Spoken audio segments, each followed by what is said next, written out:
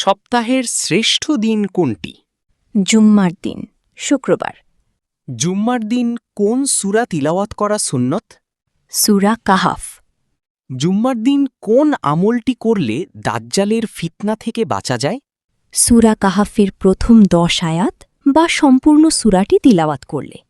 জুম্মার দিন গোসল করার বিধান কি?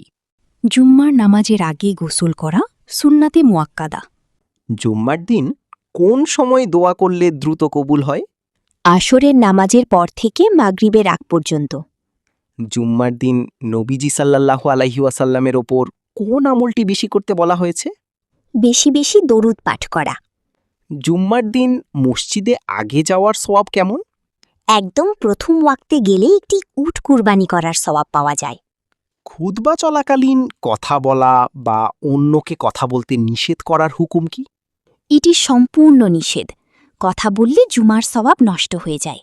জুম্মার দিন পায়ে হেঁটে মসজিদে যাওয়ার ফজিলত কি? প্রতিটি কদমে 1 বছর নফল নামাজ ও 1 বছর নফল রোজার সোয়াব পাওয়া যায়। জুম্মার দিন কোন রঙের পোশাক পরা মুস্তাহাব বা উত্তম? সাদা রঙের পোশাক। জুম্মার দিন নখ কাটার বিধান কি?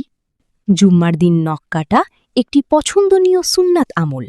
কেউ যদি পরপর 3টি জুম্মা অবহেলা করে ছেড়ে দেয় তবে কি হয়?